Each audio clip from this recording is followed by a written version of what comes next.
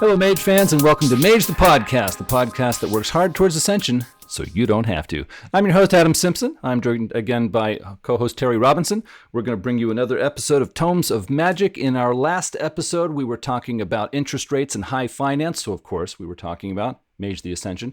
This time we're going to change it up a bit. We're going to talk about aliens, spaceships, and laser guns. So, of course, we're talking about Mage the Ascension. I believe it was Terry who said that Mage the Ascension is not a genre. However, it has a way of pulling all genres into itself. On today's episode, we are going to be talking about the Void Engineers. But before we get into it, I'm going to open it up for announcements. And, you know, I have an announcement. Terry and I have both really enjoyed bringing you episodes of Tomes of Magic. But I've had a few changes in my own personal life. And also, as we look at the Mage 20 books, which we will be doing after the revised edition books, there are some heavy books in there. The page count goes up a bit, giving us lots of great Mage content, and because of that, it's going to be a lot easier for us to bring you Tomes of Magic episodes once a month rather than every 2 weeks, just to account for all of that material that we are going to be reading through and keeping notes on. So I just wanted to let everybody know. And Terry, were there any other announcements? Nope, we will be doing M20 next. We had originally batted around the idea of being Sorcerer, being the next line that we discussed. Adam and I had a conversation. We're like, hey, there may be big changes in both of our lives going forward. We really want to make sure that M20 happens. So we are prioritizing that. If we get through M20 and we both find that we still have free time and spare processor cycles, as it were, to do this, we're going to certainly circle back and cover all of the historical settings. But first, we're going to prioritize the M20 stuff, and we're going to be doing that monthly.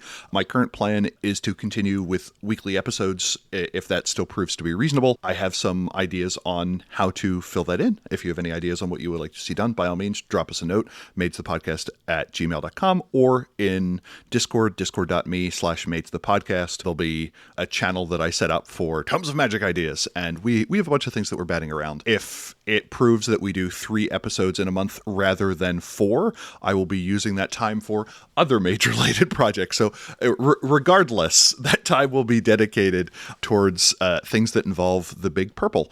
I don't have any other things to note, except for to say this is the last episode we are recording in 2021, and it's been a heck of a year. We did 26 books in 52 weeks, and I couldn't be happier with that.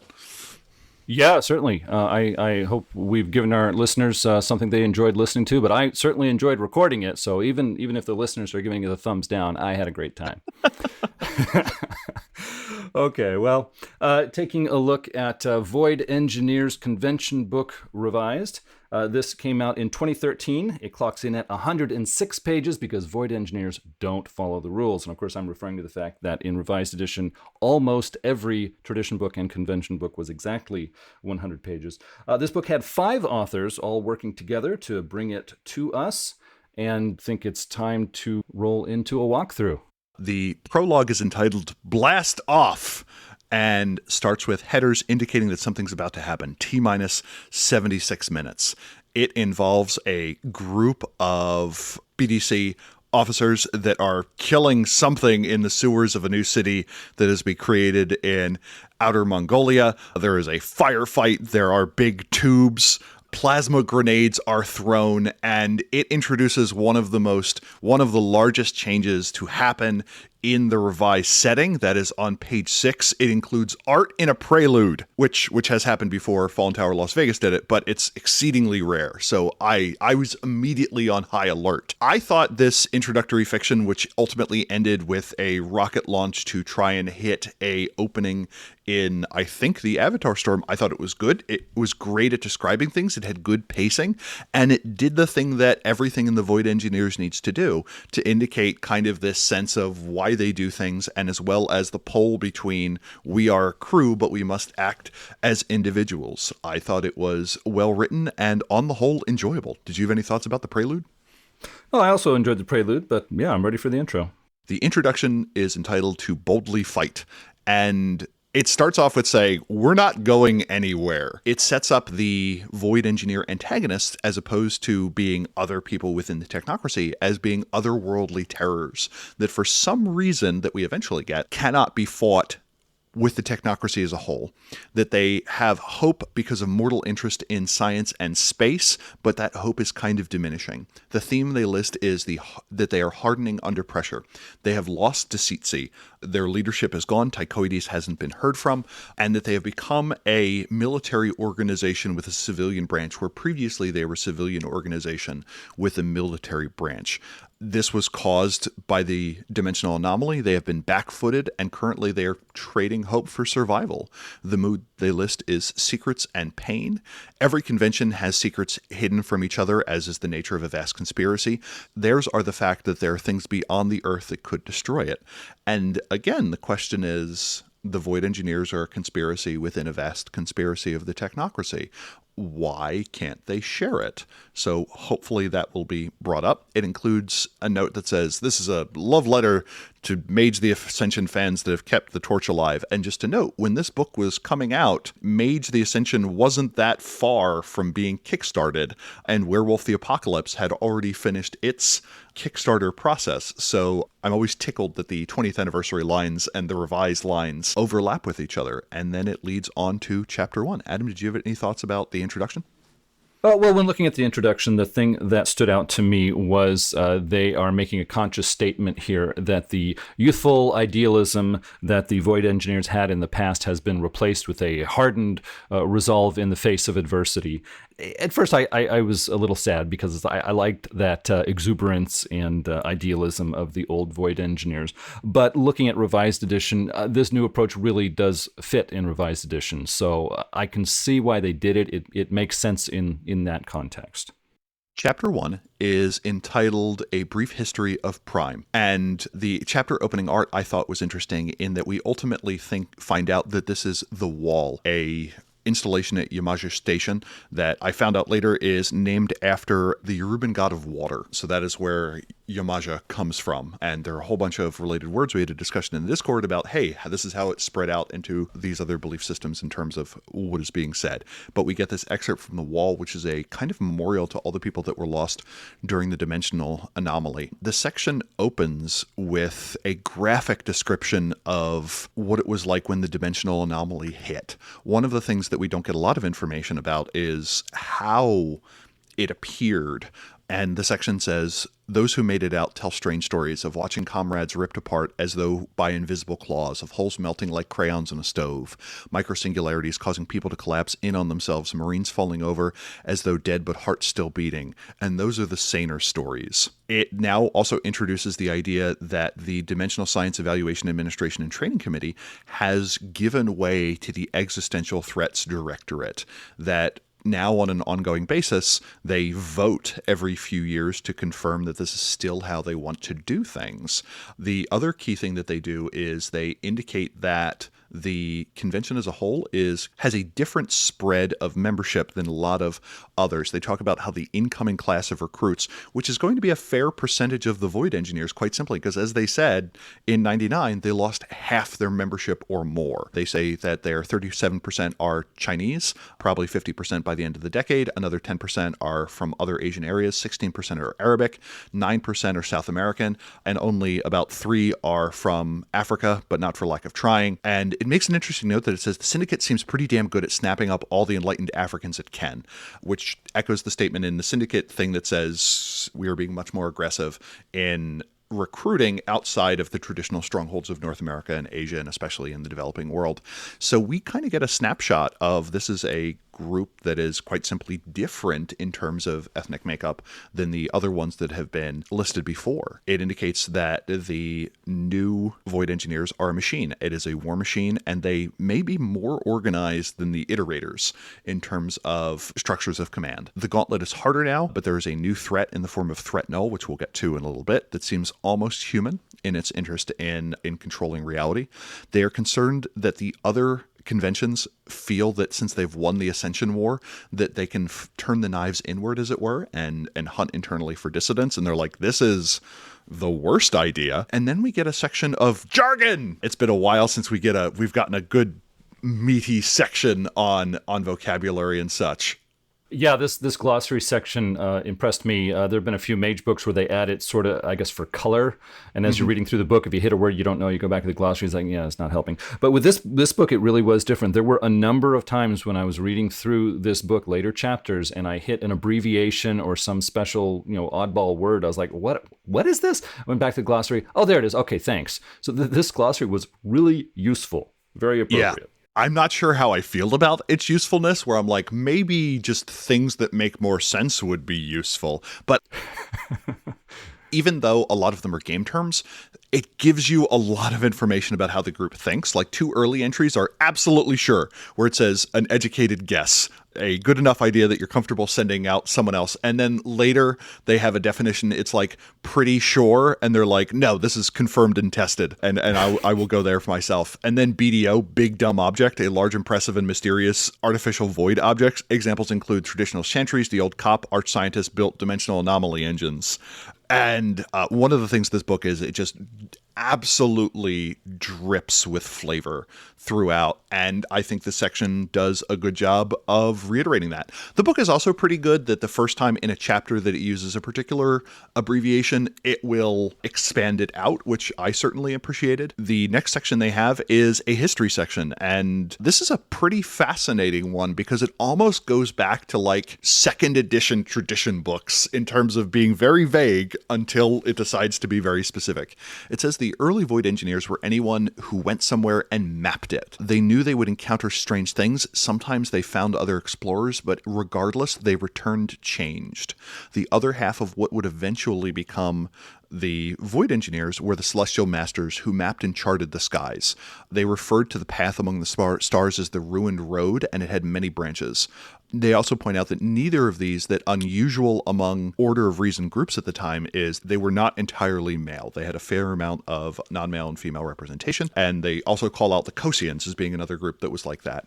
They waged a secret war via the House of Selene to kind of clean up heaven as they went, and they're like, the rest of the technocracy doesn't need to know about that. The idea being, if other groups found out how dangerous space and the other worlds were, then maybe it would be difficult to get other groups on board in exploring and exploiting them. As the house that most pushed wonder, their expansion of scientific knowledge made the scourge that held them back more pronounced, which is to say, during the Sorcerer's Crusade era, we refer to Paradox as scourge, and they say the fact that they advanced scientific knowledge so much helped firm reality to the point where their own effects were being affected by Paradox, that they had the science that they were handing off to mortals, but they were also more remote things. Their own advance of their paradigm was getting in the way of. And they were often involved in colonial violence, that they're like, hey, whenever we cut a path to a new place, others are going to follow. We feel bad about what we did, but what are you going to do? And they had the line that where they led somewhere, disease, violence, and tragedy followed. So they recognized their past harms and seemingly have come to terms with that. In 1452, heliocentrism is proven by Copernicus, or at least that's what they list. And then in some point in the 1700s, Tychoides ascends to being one of the old masters, one of the leaders of the technocracy, who kind of guides the convention from there. They claim the true Ascension War didn't start at Mistridge, but when Reginald Proctor built a banking house where Mistridge stood. This was in 1704. The traditions considered this a blasphemy, and in 1745, the White Tower of Languedoc was destroyed, and that is where they put the start of the Ascension War. I like that. I am personally a fan of. I like having the Ascension conflict starting much more recently, because that gives you a broad swathe of history where you're not necessarily sure what's going to happen, and people could rub shoulders without difficulty. In terms of secret history, in 1892, they landed on the moon. In 1893, they found autochthonia after rounding the sun. These are things that, if you're interested in more on this, look at Victorian Mage. And then they talk about the effects of the first 2 world wars on the development of the convention. During World War II, there was a space battle that mirrored the ground battle, as strange forces were able to step through the thinning walls of reality. Gateways open to strange places, and while the other conventions fought a ground war, they fought a space war. Around the same time, starting a little bit before the turn of the 20th century, they started the Chrononauts Initiative. Around the time of the Grand House cleaning, which is to say in the 1890s, there was a movement to monitor the time stream called the Temporal Concord. It was dismantled in 1912 for being too dangerous. It dabbled in time travel. This group was ultimately reformed during World War II, and there is kind of the secret history within the secret history that says the group made a number of useful predictions in trying to anticipate Nefandi actions. They say they merely looked forward in time, but they probably actually experienced true time travel. Of the original 20 involved, only 7 survived, and 2 wrote a paper arguing that it was important to explore the Everett volumes that cut across layers of reality and times, what we otherwise refer to as mirror zones. They considered it a new front that they would need to protect Earth from. This group was downgraded over time, and ultimately they disappeared in 1989. Zimmerman and Yardley are the 2 key figures listed in this, so if you want yet another front in the Ascension War, time travelers! After World War II, they didn't really anticipate the space race because it wasn't born, what they said, out of human curiosity. The Cold War made recruiting hard as Void engineers kind of came from everywhere. The advance they had made in making the consensus comfortable with space travel was reversed when the Challenger shuttle exploded and mortals so turned their back on space that paradox became more of a problem. They make reference to a figure called Catherine Nichols leaving, which they don't quite describe what happened necessarily there. No, Book of Worlds, there's a section on technocracy places out there, and there's this woman, former Void engineer, who left, and she's saying, I'll give you the dirt on that stuff. It is. Nice. Okay, I'm not crazy then. I thought that was it. Adam gets it in 1. So once the dimensional anomaly hit, the general order was for everyone to come home. But the problem with that was that maintaining the safety of Earth requires continued monitoring and patrolling of space. We find out that during the dimensional anomaly, the Sentinel satellites that kind of serve as an early warning and probably defense system were completely destroyed, and that manual patrols were required for a fair period of time. And after the history section, we get information on external relations, a field guide to their relations with the other conventions. They mention again that bad things will happen if everyone else finds out what's truly going on out there. The iterators keep pushing for trips to Autochthonia, even though none have made it back. They consider the New World Order to be their real enemy. They stay because of how powerful they are and that advancing their agenda requires connections. The NWO is pushing to repopulate Horizon. The progenitors are viewed as friends, and they say if there was ultimately a civil war that they would side with the Syndicate. They don't quite mention why. My guess is the fact that their stuff is very expensive, so you kind of want to go with the money people. And they also generally think that the Syndicate has mishandled commercial spaceflight.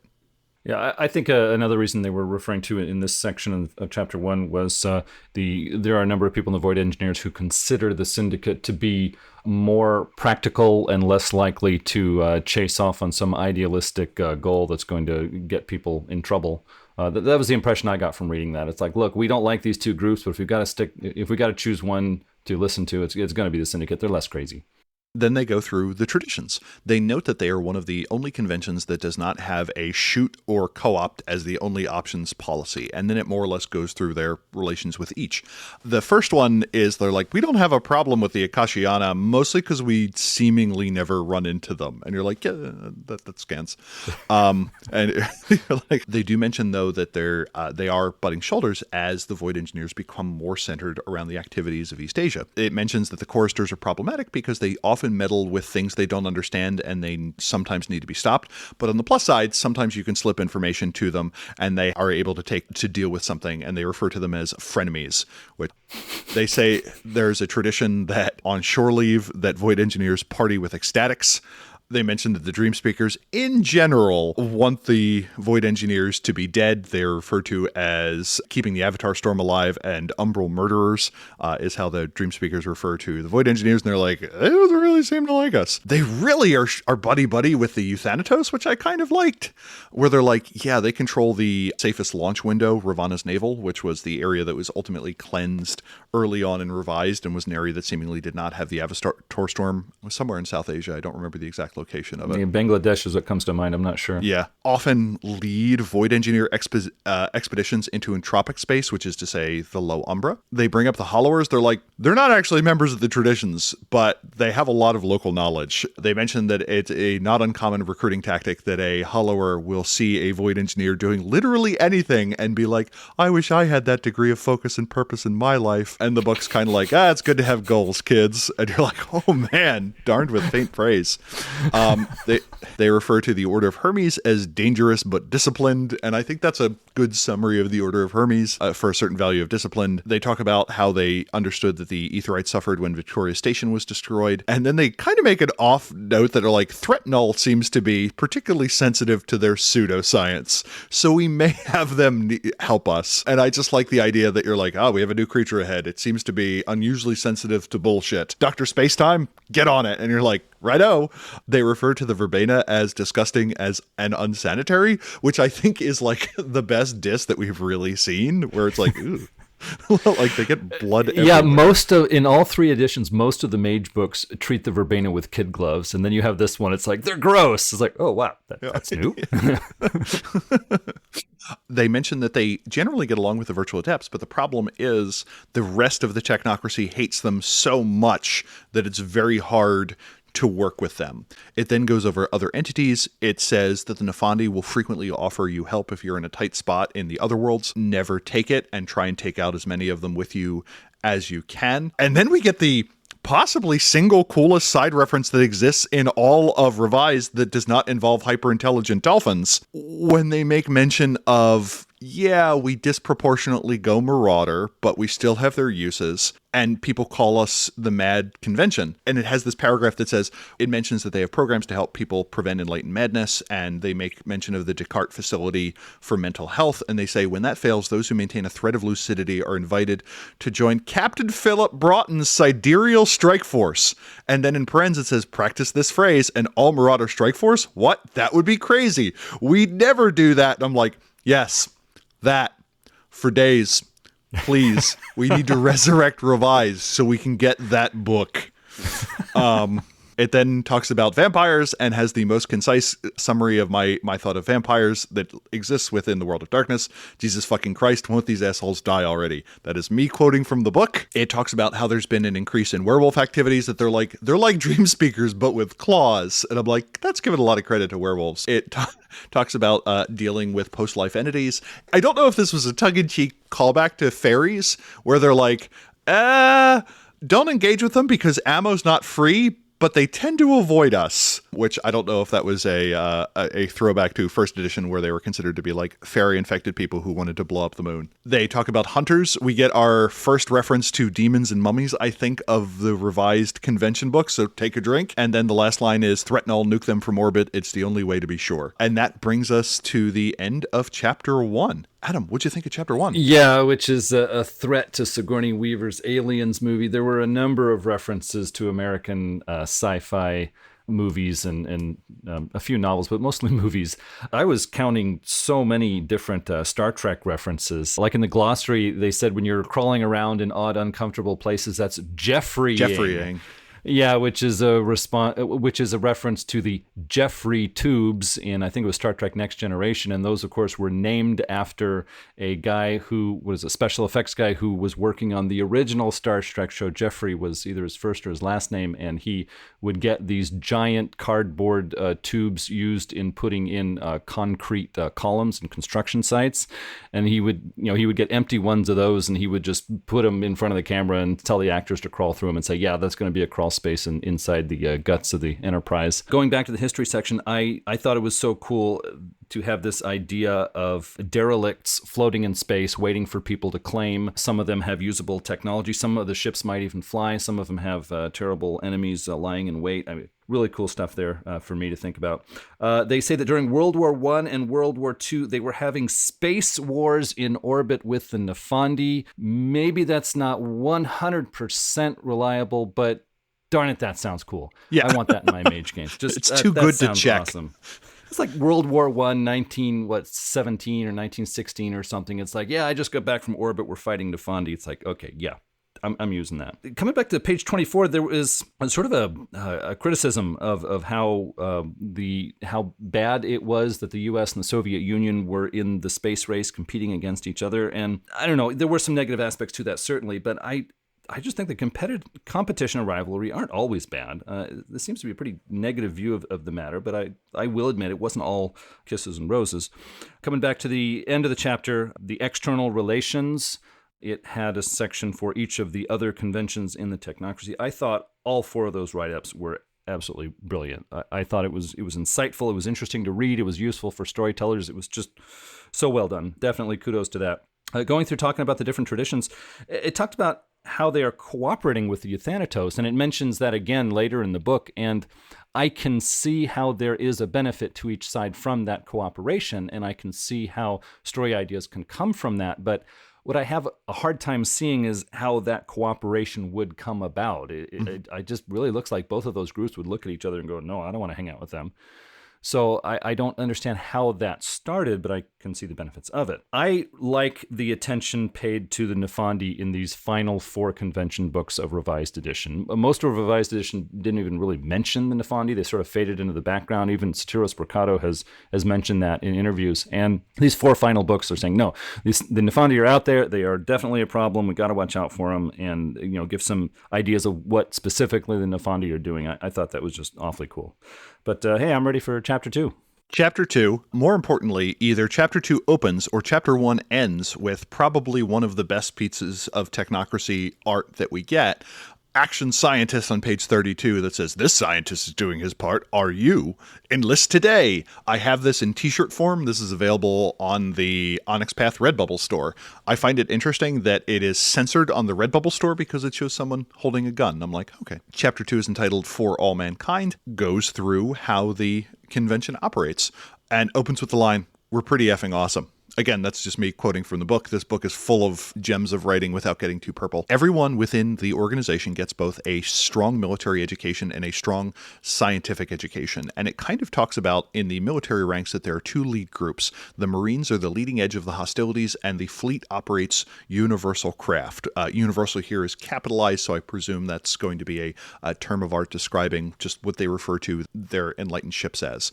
The Existential Threat Directive now leads with a firmer hand than Decitzi and Tychoides did. It is not uncommon for them to get involved in the operations of a single vessel where necessary, or a single co-op, a group doing mundane research. Each installation is headed by a commandant, and power flows from them. They don't bother listing ranks, which I think is fine. That's up to you to add if you want to. They then go through the civilian roles that they have within the organization, that explorers are hands-on as regards inquiry. They generally have open-ended mandates to explore something. Investigators have a clearer line of investigation. Technicians act as assistants. Each of the mundane activities or each of the non-military or civilian activities is overseen by an administrator that has kind of a clear line of command. The researchers are those who stay home and provide essential reports. We also get a bit of information on page 35 of awards that you can get. It mentions that the roles people have are simply temporary assignments, that it's not one of those things where you would just say, I'm a researcher. You may move back and forth between things. The recruitment process kind of stems from a few different things. They pull technical and engineering fields, as well as anyone who seemingly has an itch to explore.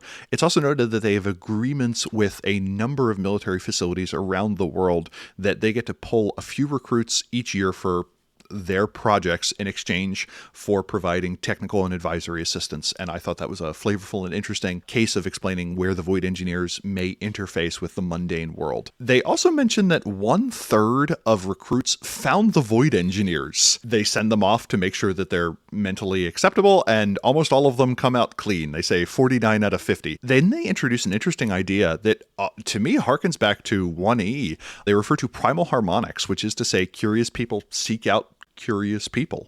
And this was an idea that Adam has made mention of in 1E, that mages tend to find each other through any number of means. The core values that they have are of curiosity, fortitude, and know-how. And this is interesting because unlike other groups that list these, there really isn't an internal tension between those three. Like in a lot of the other ones, it would be things like You're being appraised on your ability to follow the rules, also break the rules, and you're like, oh, that's going to be a tough one. This section also includes one of the few typographic errors where they do CO2 and they put the 2 with a superscript rather than a subscript. This is mostly me proving that I did my homework. They also go over how their violations are treated. Since they go through a deprocessing process, they never hand people over to the New World Order. If someone is exhibiting difficulties with mental health or mental instability, they have the Descartes Institute of Mental Health. Where possible, they try and deal with threats internally where they can get away with it. Often, though, it comes down to them needing to possibly kill another Void engineer once they have touched something that they cannot return from. And then the next section is methodologies. I thought this was a really successful example of converting an idealistic convention into an action-oriented convention. I was reading through this and I was like, yes, this fits. This makes sense. This can work well in a game. They are no longer the idealists, mostly civilians with a bit of military. Now they're mostly military with a bit of civilians. It's like they say this is how we are in the introduction, and then in this chapter 2, they really show how they've done it, and it works. I'm sold on it. I had my misgivings when I was reading the intro, but here it's like, no, you convinced me. I can see this. And of course, Void Engineer medals that they give to meritorious members. I thought that was a nice bit of flavor. It's one of those add-ons where it's really not necessary to anything, but storytellers can take that and use that well in certain scenes of their games. And so I really enjoyed seeing that. But yeah, let's take a look at the methodologies. There were 5 basic high-level methodologies in the first Void Engineer book, which came out in 2nd edition. And we see those 5 groups here. They're handled a bit differently, of course, but let's get into it. We start with the Border Corps Division. They patrol space near Earth to detect and eliminate threats such as Nefandi, marauders, aliens, and anything else that could threaten Earth's safety. Many of their members act as soldiers and are called Marines, but they are trained scientists, so don't underestimate them. They handle security for Void Engineer locations on Earth and off. When the Order of Reason had their convention of the Ivory Tower, the bodyguards and soldiers who accompanied the Seekers in their explorations across the globe organized so they could assign troops to protect new ventures. When Queen Victoria reorganized and the technocracy started, they took the name Border Corps Division. For years, the Marines didn't need scientific expertise to perform their missions, but after the dimensional anomalies, scientific training and ability are a must. This group gets a larger portion of the convention's budget in recent years because of the increased threats. There are 5 internal divisions. Near Orbit Picket protects the skies from threats trying to enter Earth. Biospheric Space Garrison operate out of, 6 out of 9 of these surviving facilities originally built for the progenitors, but now militarized. They fight strangeness that breaks through the gauntlet on Earth. A Mirror World Patrol matches Everett. They watch the Everett volumes, which is another way of saying alternate Earths, for travel in both directions. They stop threats from reaching our Earth and stop harmful mages from our Earth from menacing the other Earths. Space Combat Patrol protects Void Engineer facilities in space with fighter craft. Delta teams are elite Marines that operate for weeks at a time in hazardous locations. The BCD is the most respected methodology by other conventions in the technocracy. Earth Frontier Division explores the unknown places remaining on Earth, from the deep sea to remote wildernesses and underground. There are even a few mysteries hidden in urban areas. The EFD is the modern incarnation of the Seekers of the Void that join the Celestial Masters to create the modern Void Engineers. They are mindful of the mistakes of the past and try to help the people they encounter in remote places. There are 7 internal groups. Aquatic exploration teams explore the oceans. They're undersea constructs that have been so useful to the other conventions that they are the largest and best funded of the EFD's internal groups. Cryogenic specialists operate in the Arctic and Antarctic. They are frustrated at the number of dimensional phenomena disappearing in recent years. Hydrothermal botanical mosaic analysts work closely with progenitors in rainforests and swamps. Inaccessible high-elevation exploration teams explore remote mountains where gates to otherworldly places still exist. Subterranean Exploration Corps explores underground and have a lot of data on past discoveries. Maintenance and Custodial Division maintains all Void Engineer-built constructs on Earth. The newest group is the Incursion Quantitative Analysis Team. In the past 3 years, the dimensional anomaly has been extending its harmful influences to Earth. The IQAT is doing all they can to solve this. Because the members of other conventions encounter the EFD more than the other methodologies, the EFD acts as ambassadors to the rest of the technocracy. Some have noted tensions between the EFD and other methodologies which operate in harsher environments. Naturalization Specialist Corps are a second line of defense to handle threats that break through to Earth. They started as the Office of Entropic Space Affairs inside the Border Corps Division. After World War I, the number of threats increased dramatically, so the NSC was born. There are 3 internal groups. Interface Defense Corps handles threats that get past the Border Corps Division. They operate a massive network of satellites and sensor stations. They also handle breaches in the Gauntlet from Tradition Mages and other deviants. Spectral Neutralization Division handle threats of entropic space, what most people would call ghosts. The Descartes Institute of Mental Health provides mental health services to void engineers and other technocrats. They are the key to the convention's resistance to the New World Order's subtle control. Members of the NSC often work with New World Order agents and must be careful about their resistance to the other convention's mental techniques. Pan-Dimensional Corps explores the deep universe, continuing the convention's tradition of extending the final frontier. They also assist other groups in the technocracy closer to home with surveillance and security. The PDC started when Tychoides began explorations through the Gauntlet. It got its official name when Queen Victoria conducted her grand house cleaning. After the dimensional anomaly, they have grown to resemble a space navy as exploration has mostly given way to defense. There are 5 internal groups. Fleet Operations Command is the largest internal group. It operates the ships that handle hostilities in space. Void Construction Corps builds spacecraft and repairs the near-universe constructs still in operation. The Intelligence Directorate monitors the deep and near-universe. Cybernauts handle the digital web. Chrononauts take great risks to explore time. Research and execution mostly remains on Earth to develop new technologies, make scientific discoveries, and design new equipment. Some members accompany groups in the field as engineers, specialists, etc. The Celestial Masters of centuries ago developed star charts, telescopes, and other equipment to aid their work. Their efforts are continued today by research and execution, which gained its current mandate in the Grand House Cleaning with some input from Tychoides himself. There are 4 internal groups. Vessel Construction Corps produce spacecraft in undersea shipyards. Advanced Research Division researches and tests new scientific devices. Field Engineering Corps provide engineering crew for ships and constructs who know how to fight. Fleet Intelligence Service analyze information coming in from all fronts. Their primary offices are in the undersea Yamaja Station and the new Copernicus Station. Their field agents wear black and have tight lips. The brief summary of the 5 methodologies on page 38 is very useful to storytellers. Less than a page and it hits the high notes. I complained about groups internal to methodologies in the Syndicate Revised book, but here they justify themselves. These internal groups make sense and add something to technocracy-focused chronicles. So definitely a thumbs up for me. I will now state my criticisms. I have stated my criticisms. The thing that I thought was kind of interesting is, as you had mentioned, that the group that is most respected internally to the Void Engineers and the group that is most respected externally to the Void Engineers are 2 very different groups, and I kind of found that fascinating. Later on, for instance, they introduced an R&E character that says, this is a person that people name their kids after, which is a figure of speech that's used in more than one occasion in here that I certainly like. I also like that they fully recognize the history of the Void Engineers. They make a lot of reference to the Quila Machinae, and as opposed to making them just this monolithic thing, they talk about the different classes eventually. And this is something that's just woven throughout. This book is unusually internally consistent. And I don't know what it says that I need to point that out. That it's like, oh, they did a good job making sure things were consistent. Yeah, I like to back that up. In some of these other convention books I'm reading through, and I hit a passage like, oh, wait a minute, what? Yeah. In this book, I didn't have any of those moments. It all clicked.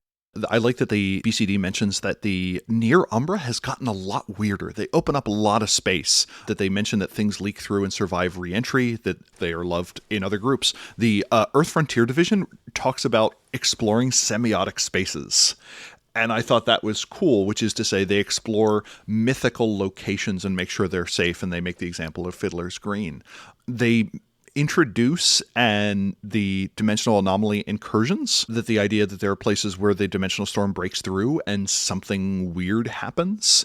They also mention that they are diplomats, and I like that they're like, there are diplomats, and the person depicted on page 42 holding up a small biosphere with very pronounced pit stains that appears to be sweating or alternatively have advanced acne, I'm like, yeah, okay, I could see why other conventions think you're weird. So this is something that we also got from the Akashiana group, where it mentioned, hey, this group of like ancient Sifus tends to do the diplomatic stuff, which is why people have this impression of us. And they kind of did the same thing here, that they're like, hey, people view the Void Engineers as being useful, mostly because that when they encounter other people, in a lot of cases, it's someone who's only exploring Earth. And they're like, shouldn't you be out there, I don't know, shooting things? I also like the fact that they repeatedly make mention to chrononauts and cybernauts. It gives you enough information that you can add it if you want, but not so much that they explain away something that's cool. Chapter 3 is entitled Forged in Smoldering Stars. And this is a deep one. It talks about Tychoidean cosmology. And this is a section I read a couple of times, so hopefully I do it justice.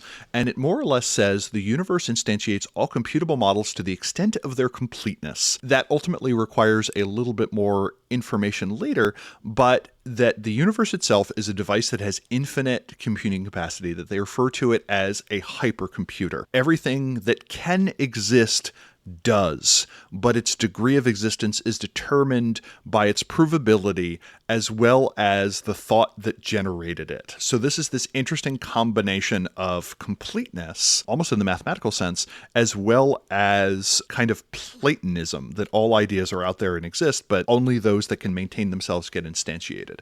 It then later talks about how all sentient and sapient creatures have the ability to help instantiate reality, that these elements of reality which are ultimately computable is done by something they refer to as the prime element, which is the basic unit of computation in the universe. It basically says that there are laws of physics that kind of provide a foundation of reality, and that once an area develops to the point where it has entities that have some sort of sentience or awareness, that it's their sense data serves as a way of reinforcing that reality. But once you get sapience, the ability for self-reflection and thought, that those entities have the ability to generate new models, and those new models allow for magic, more or less. It says that very few people are capable of generating a sufficiently consistent model that reality will observe it. And only by there being so many people does humanity generate the physics that allows it to survive in its modern form. I think this was an improvement on the model that we got in Society of Ether. I think it did a good job of updating that, and it answers the question that I always had when that says, so what's so special about the technocracy paradigm? And the statement more or less is the fact that it tries, unlike a lot of other paradigms, to be rigorous and internally consistent. And that is kind of the power of it. On one end, it makes it less likely to violate the laws of reality. On the other end, it may hem you in a little bit, what they refer to as the enlightened anthropic principle, that any model of reality that can be sufficiently instantiated within the mind of a person can be instantiated in reality. And a lot of other paradigms simply aren't, for lack of a better term, thought through enough to exist. And at least that's what kind of they say is what makes the technocratic view of the universe special. It then, and I'm like, okay, that's a cool idea, that's fine. But it then goes on to say, when contradictory ideas clash, one wins and becomes reality, and the other gets shunted to the Umbra. So it kind of refers to the Umbra as this graveyard of ideas, and then it looks through the world around us in terms of this model. And it says that biospheric space goes to the edge of the atmosphere, and it is the extent of non-intelligence life's limit. It is the furthest that the very bugs around us have the ability to kind of harden reality. The spatial horizon is the mass's limit of control and contains what they refer to as conventional space. It gives a neat little map of where that ends. And that is suggested to stop around the asteroid belt. The digital web is created by the instantiations formed by artificial data structures, which I like because it makes the digital web special, as opposed to just being another area in the Umbra. To say that enough data, enough complexity and data creates its own anthropic field, creates its own reality, I think is interesting and makes the digital web unique in a way it is neither a discount Umbra nor just a way to go into a computer a la Tron. It then walks through the different layers. It refers to the High Umbra as ensemble space or the astral realm and contains fundamentally mathematical objects. They make mention to the philosophy of Max Tegmark, which I will include a reference to it in the show notes, which is a fascinating but I don't think entirely complete view that essentially says that mathematical objects are real, and that is a layer of reality unto itself. The problem with that is Tegmark never provides a good definition of real, but that is beyond the scope of this. They refer to entropic space or the low umbra, which is where memories of objects go when they are being broken down after they have been modeled. They also refer to biospheric space, which is the middle umbra, and is generated by the belief that we have that objects have spirits. So more or less, the middle umbra is created by the belief in spirits or created by a belief in spirits. It suggests that something odd happened in the digital web, that they thought that the Void engineers and the virtual adepts were going to be the group that acted as gatekeepers until the NWN syndicate chose to take advantage of it as a medium. It refers to the area between the two horizons as subspace. It also talks at length about Everett volumes, which are just another term for the mirror zones. And it says, are we but a mirror zone of a larger reality? And it says, probably not, because no one's been able to do it yet. It still privileges our reality. It doesn't prevent you from positing that we are just a mirror zone embedded within something else, but it does give you a clear idea that other dimensions, that we are special compared to other direct dimensions. We are not merely Marvel's Earth 616. There's something special about us. It then goes on to give more information about the dimensional anomaly, history of what was lost when, how the satellites were occurred, the jump gates that were broken. If you have a group that wants to focus on that or the Fallout format, this is a pretty good detailed section of that. It then also gives information on the Quantum Voyager merit, which is the technocracy version of the Storm Warden merit. And it makes an interesting observation that they are secret, as in there is no central list of where these are that is available anywhere. Also that crews will defend these figures to the death. I very much like that, because in technocracy games, you very rarely have the idea of a chosen one, that someone in and of themselves has some special attribute or feature that makes them special. But here we get that, if that's the kind of narrative that you would like. Also the idea that there is some guy located on subdeck B that allows this whole group to survive, and that everyone will defend them to the death, I think is pretty fascinating. The next section is entitled Points of Light in the Void, and it goes over some things that are still left in space. It talks about how the Copernicus research station, the Dyson sphere around a distant star, was raided by the Nefandi in 71, and they broke 2 of the stellar drives. It has now collapsed into a black hole.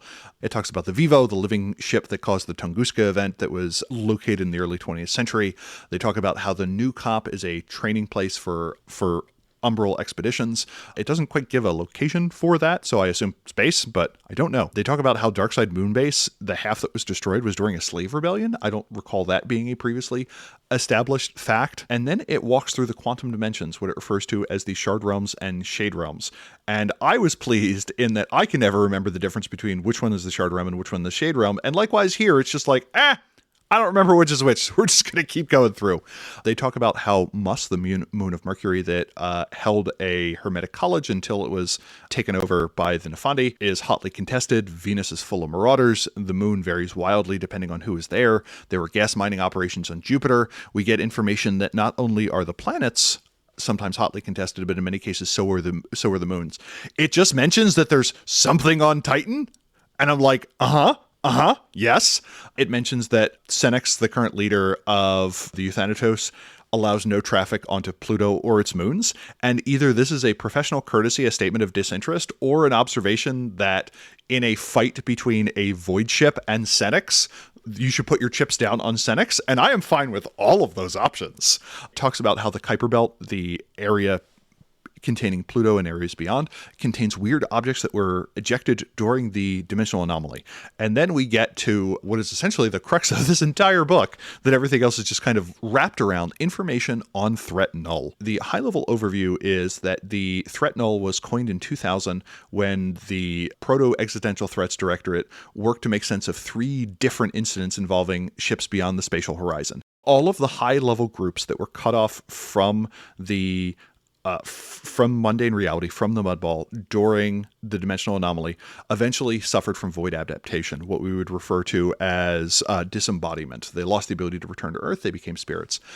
In the case, though, of the technocratic versions of this, whether it be Control or the administration or any of the other higher-ups within the group, the Inner Circle or what have you, they were very potent, and they still have access to the conditioning that grants them the ability to control conditioned technocrats.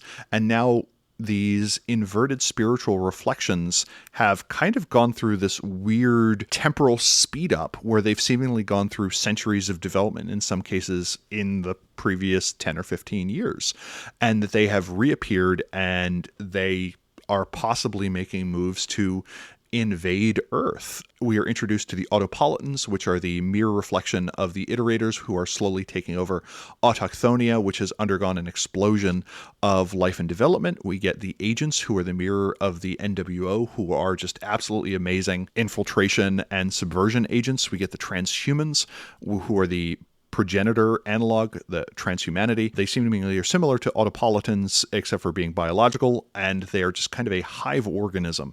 And then finally, we get the Residents, who are the reflection of the Syndicate, who insinuate themselves into umbral courts and strive to subvert them, and that they have been making a ridiculous amount of progress. They make mention that the Residents have been causing wars between different elements within the tapestry, and Null is set up as being the group that everyone needs to worry about. It is suggested, though, that since they have the ability to co-opt conditioning, that only groups that have gone through deprogramming have the ability to interface with them. So the idea would be if a regular technocrat who hadn't gone through deprocessing were to expose one of these, Null would still be able to trigger that latent conditioning and co-opt a member of the technocracy. So the reason no one else can know about it is they quite simply don't have defenses against them, that they would Null considers itself to be the true technocracy. And I have talked a lot. What did you think about Chapter 3, Adam?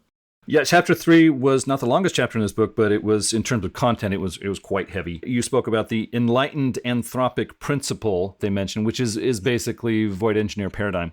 I really like this kind of paradigm thinking. I rarely see it in any edition of Mage, and I really enjoyed it here.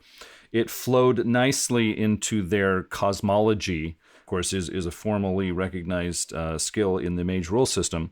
And they call it the Tychoidean cosmology, named after Tychoides, their former great leader who made a lot of scientific accomplishments for them. Really nice cosmology. I think it wraps things up very nicely. It explains things.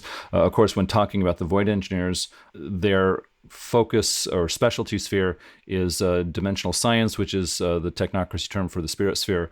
So in the game of Mage the Ascension, that means the Umbra. This is the convention in the technocracy that deals with the Umbra. So if you're going to talk paradigm and their view of the cosmology of the universe they live in, you've got to factor in the Umbra, or you're kind of missing the ball with the Void Engineers. And they do that very well here. This is why some things are in the Umbra, some things are in the actual physical world with us, and this is how things move back and forth. Here's some theory behind it.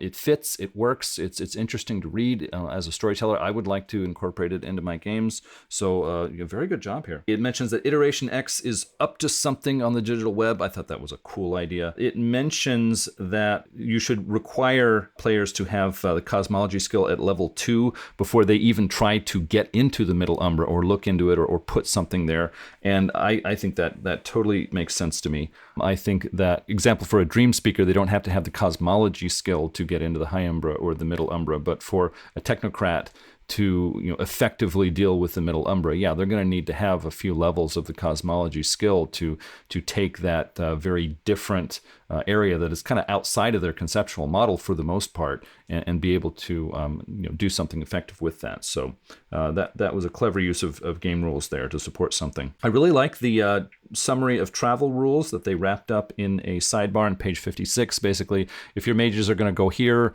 these rules. If you're going to go over here, they're going to need these kind of spheres, these kind of skills. Nice to wrap it up, and I thought it was reasonably thought out. Page 59, we have a new way around the Avatar Storm, or Dimensional Anomaly. At the beginning of Revised Edition, they basically said, you can't get around the Avatar Storm, it's just too hard, and we don't want you to besides.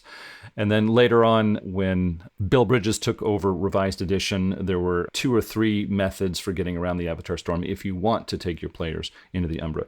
Here we have yet another way, which is really particular to the Void Engineers, and that is, see if I can remember correctly, when something gets through the Umbra, it leads through the Gauntlet, it leaves a certain kind of signature, and a Void craft can detect that, and if it hits it at the right vector, it can break through there and get you into the Umbra. So I thought that was a nice detail for people who want to take their players in Voidcraft into the Umbra, which of course the technology has different names for, but the old Copernicus Research Center, which of course was lost in the Dimensional Anomaly, it says there is now a black hole there, and something is leaking out. And I thought that was a cool idea. I realize a lot of people are going to read this and say, hey, look, black holes pull things in, they don't push things out. That's ridiculous.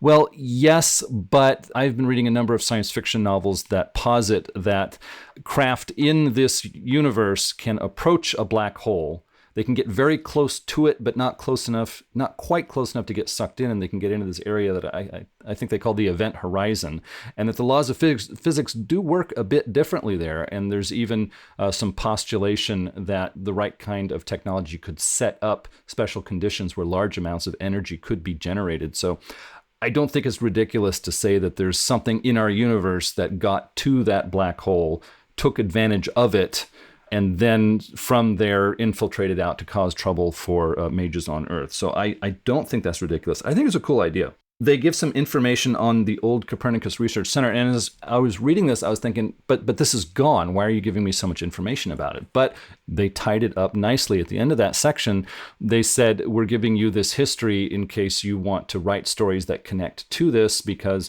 there are still Void Engineers operating out in that area of space. And of course, there's the new Copernicus station, which is a different construct in space, but there are some connections in its history with the old COP. And so this is how you can take advantage of that as a storyteller, making stories for your players. So well done. It justified itself neatly. They give a sort of overview of locations in our solar system where you might take your players and what could be happening there. The moon, this planet, that planet, etc. And I thought that was very interesting. There were some neat ideas in there. I was kind of dreading it when I started into the sections, like, oh, they're just doing this because they think they have to and they're going to make every location boring. But no, there were some neat ideas there, so I liked that.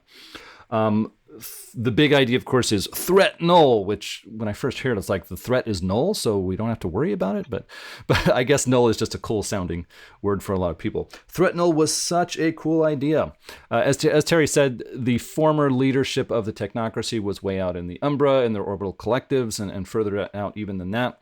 They were hit by the dimensional anomaly. They basically became umbrued, and now they are taking advantage of the conditioning that most technocrats are subjected to, and they have this twisted idea that they are the true technocracy and they're going to fix everything, and of course they're going to have harmful effects.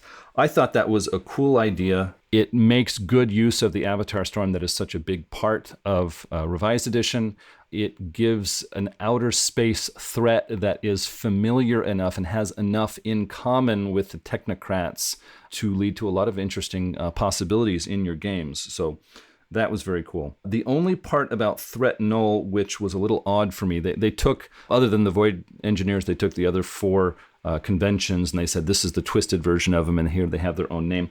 The only one that kind of didn't work for me was the Residents, which is the twisted syndicate. It basically said there are guys in 3-piece suits wandering around the deep Umbra, talking to Umbrood and becoming their counselors, and pushing them to do things that help threat null. It's like, I guess I can kind of see it, but it just doesn't seem very interesting to me. The other 3 threat null groups, I'd like to use those in my games, but the Residents, I think I'd just leave them out. I can't see a good way to run with that ball. There was a translated Japanese science fiction novel I read called Usurper of the Sun by Kosuke Nojiri. It's put out by Heike Soru, which is apparently an imprint for some publishing company. They have their own website. We'll put something in the show notes for you. I mentioned this book because it is it's fairly short. It's one book. It's not connected to any series, and it incorporates some of these ideas that we see in Void Engineer Revised on Threat Null. For example, they talk about how Twisted Iteration X is using heightened nanotechnology to build constructs where different minds can form together into one physical unit and then break apart again. And they're doing odd things on other planets that technocrats are seeing through telescopes and the Void Engineers have to deal with. This novel brings in some of those ideas and gives some detail to it. So if you really want to do something with the Twisted Iteration X of Threat Null, I think there's some valuable resources there. So, Terry, let's look at Chapter 4. To me, the whole thing behind the Residents is they wanted something that could be so you have the agents which insinuate themselves into the Void Engineers, and I think they wanted the Residents to be something that insinuated themselves into like umbral hierarchies. So I like on one end that you are like, so who's that guy? He's like, oh, he's Yagalanak's PR stiff. Like I like the idea that like one of the great old ones suddenly has like a PR department that a Resident is in charge of. It's later mentioned in future books that they've gotten so far as to be in the Astral Umbra as well. So they are active in the Umbral Courts, which is something we never really got before in terms of the technocracy being active there. And I thought that was interesting. And to the black hole thing, one of the problems that you have is anything that it posits that the technocracy has access to exotic matter, which would be matter that has negative mass, and once you do that, black holes are just kind of a playground. So have fun with that one, kids. And Charles Siegel and I talked about that one a bit when the episode where we talked about time travel and using black holes as kind of an excuse for that. And as a note, once you pass the event horizon, you go from having 3 spatial dimensions and 1 temporal dimension to having 1 spatial dimension and 3 temporal directions. Space is weird, kids. Chapter 4 is entitled Hangar Bay. This goes through the who and the what. It gives us 3 notables: Admiral Fu Hanchen, who is just a list of plot hooks with assistance and weird places causing time storms, and is proven to be capable against the Nefandi. Ernesto Sanchez, a coordinated R&E who was the head of a coordinated R&E attempt to save lives during the anomaly. He heads up a secret listening base. And then Catherine Nichols did early time research and came up with a way to defend against the global incursion of possibly something by creating a set of satellites that boost the dimensional anomaly, essentially kind of as a protective shield. As Adam mentioned earlier, was also the person that gave us information in Book of Worlds to explain a bunch of parts of space. And I think these are all interesting characters. They're perfectly good plot hooks that even if you don't use them per se, they're people that Void Engineers would be familiar with. The next set is Legends Among the Stars. The Anastasia, which was introduced in the first Void Engineer book, is out there. The crew is apparently dead, but it is full of useful devices. Dana Gardner is the kind of ambiguous character that we don't fully know to be Nefandi, but is spending time with Nefandi. Certainly, that was the narrative character from the first Void Engineer book that was rescued by the Nefandi.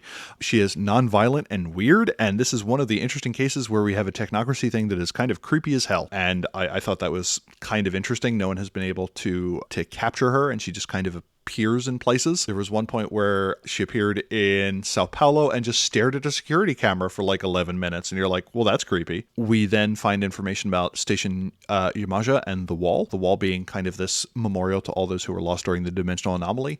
And it talks about how spending time at Yamaja Station results in a slow change in resonance, and how it may form a spontaneous gateway if this continues for long enough. To where, they don't mention. They also talk about how reality is thin enough in the area that it may slip through the cracks of reality, and if it does, they're not sure what's going to be on the other side. It talks about Void Engineer groups, and it says there are a bunch of different Void Engineer chronicles that you can run, so make sure that you check with your group as to which one that you want.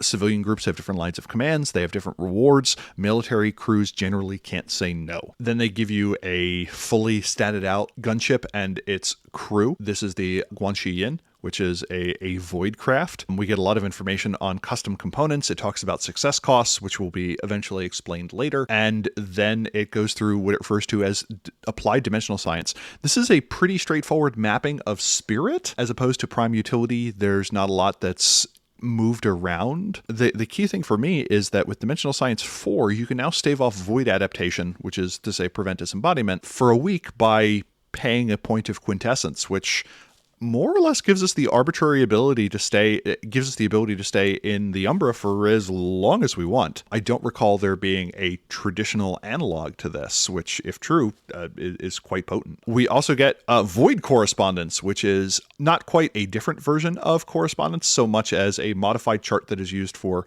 certain types of large effects. And it basically says that when you want to get from point A to point B, the normal range chart is nonsensical if you're going through space.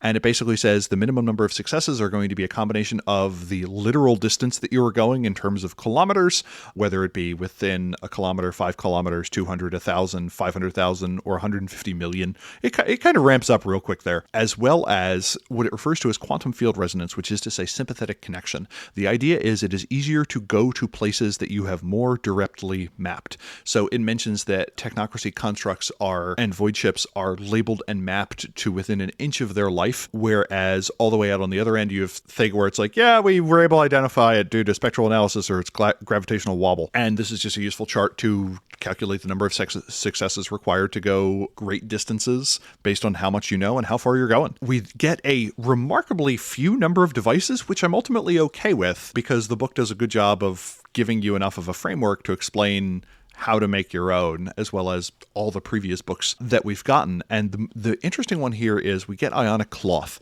This is, I believe, at least the third time that we've gotten a description of ionic cloth, and it talks about, yeah, this is a multi-area genius material and so on that void engineers have, but it also uses it as an opportunity to fill in void engineer culture, that it mentions that people like ionic cloth, but different crews have different ways of representing it, that it's hard to get even though it is a 0-point device, and that it is common to take the ionic cloth uniform of a fallen void engineer and to cut it up into pieces and to use that as patches and to write the name of the fallen on it.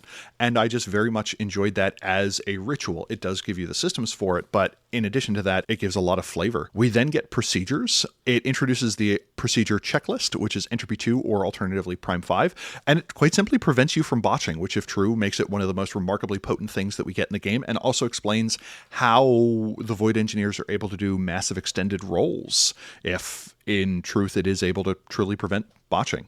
It gives us a remarkably powerful rote in the form of coordinated fire, where everyone just adds together their dice pools if they're all shooting at the same thing. The big thing here is that reduces the likelihood of botching, and in many cases, forces effects have a non-linear effect that the more successes you have, the proportionately more damage you do at an increasing rate. So suddenly being able to roll 30 dice does two things. One, it helps deal with entities that have huge amounts of armor or premium or other magical defenses, and two, reduces the chances of botching. It is remarkably potent. Deprocessing, again, is not too interesting system-wise, but it does a good job of explaining things, where it says, we deprogram people by leading them through a number of disloyal scenarios. There's a variant that adds prime to make it more likely to succeed, and then we get a large section on what they refer to as the shipyard, which is on how to create your own voidcraft. This is a large extended action. It provides systems of how long things take. It breaks it down into individual components, so any given failure isn't going to be catastrophic. It talks about you can pay for this in cash, and it's like, yeah, for each background point, it costs about $10 million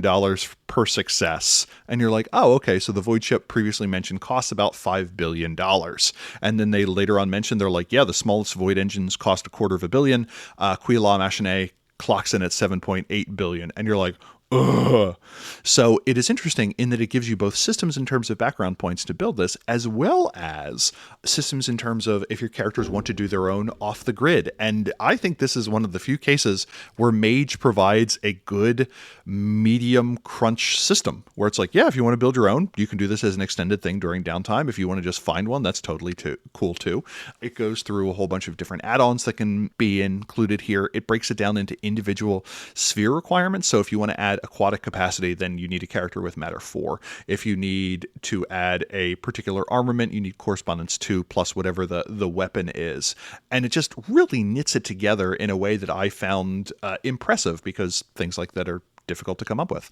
We get a bunch of sample void ships, and then it gives an interesting aside on page 95 called Punch It, which it says, like, void ships are already optimized to do anything with them, it's remarkably difficult to squeeze any extra performance out of them, to the point that those procedures that would attempt to do that trash safety protocols and are automatically vulgar. Also, if you were trying to augment what you're doing with Magick, it only works at the number of half successes. And this makes it a pretty gritty version of space combat, where like the amount of change an individual gunner can do is actually quite small. At the end of the day, you're kind of reliant on how good your ship is. I would consider the sidebar to kind of be optional depending on what kind of game that you want to run, but it certainly suggests that they are going for a certain kind of grittiness to say, no, at the end of the day, we are all in this damn ship, and there's only so much any individual technocrat can do to operate it in comparison to how large it is. We then get a number of character templates that are perfectly fine, and then we get the epilogue. What did you think about Chapter 4? Yeah, Chapter 4 was the longest chapter in the book, so a lot of material here. I thought it was really interesting that the Void Engineers are maintaining the dimensional anomaly as a defense against threat null and possibly other nasty things out in space. That is, yeah, definitely a secret they would be keeping from the rest of the technocracy, because the rest of the technocracy are saying to the Void Engineers, hey, we don't like the dimensional anomaly, make it go away. And so the Void Engineers are saying, hey, it serves a really useful purpose, so we're going to not only study it, we're going to strengthen it and keep it quiet. So I thought the notable engineers section was good and useful. It gives us some notable Void Engineers that are alive today, and they're interesting enough that there's a reason for your players to go want to talk to them and have some interaction with them. I thought the Legends section was good. 2 pages in these later convention books are given to Legends, and some are better than others. This was pretty good. And was pleased to see that. They have a section on a Void Engineer only chronicle or a Void Engineer only amalgam. I thought that was fluff. Fluff as in not useful. It took up space. It was not inspiring. No useful systems. The sample amalgam I thought was interesting. Crew of a ship and the missions that they go on. I think that a nice way to make other things discussed in this book more concrete and put a handle on it for storytellers who may be a little uncertain how to work with that. This is the most detailed spacecraft write-up we have seen so far in Mage. Of course, there are Aetherships and Voidcraft in all 3 editions of Mage, but this is definitely the most detailed for people who like their science fiction games and really want to get into that. This spacecraft write-up lets you do that more easily. I thought there was a good translation of the 5 levels of the spirit sphere into dimensional science without changing too much how it works. There's just some light suggestions on how to do this a little different or that a little different. So it's not like they totally rewrote the sphere, but they gave a very different look at it in a detailed 5-level look. So I was pleased to see that. Taking a look at the devices, there is the Dimensional Phase Disruption Emitter, which is a laser gun.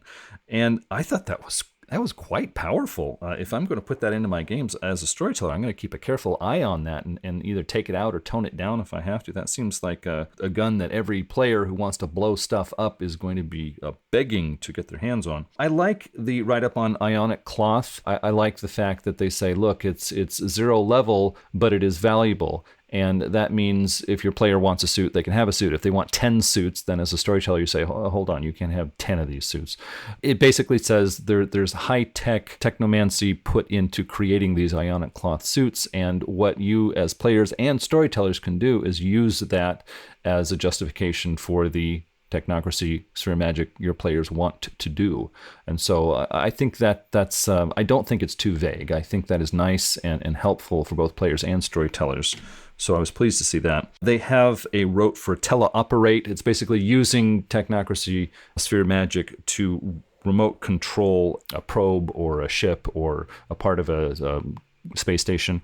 I think that's fine, but I would require appropriate skill use along with that. In the write-up, they just say, hey, if you've got these levels of these spheres, you can just do it. And I would say, no, that enables you to use the skills that you have. And if you don't have the skills to do it, then yeah, you're going to be in trouble. But again, this is a role-playing game, so it might be fun to have a scene where one character can operate the gunnery pod but doesn't know how to do it and start shooting in random directions, and hilarity ensues. Looking at the rotes section overall, it was useful, it was sensible. I think this rotes section is better than a lot of tradition and convention books we get. The ship construction rules. This was a bold move, actually. In storyteller games, there is a lot of focus on character, drama, emotional impact in scenes. And when it comes time to put in rules for, random tables or crunchy rules for how to build this gun rather than that gun. There are a lot of World of Darkness fans who don't want to see that kind of stuff in their books. And so I think the writers of this book did take a risk putting this in, but I think it was a good idea. I think they did it pretty well.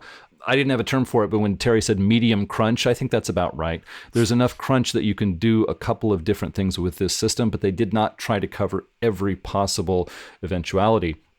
When you get into heavy crunch, you get into role-playing games like GURPS or Hero System, or maybe some people consider Pathfinder a heavy crunch game. And there are a lot of role players who are trying to get away from that, and that's what attracts them to World of Darkness. So yeah, a heavy crunch system would not have been a good choice.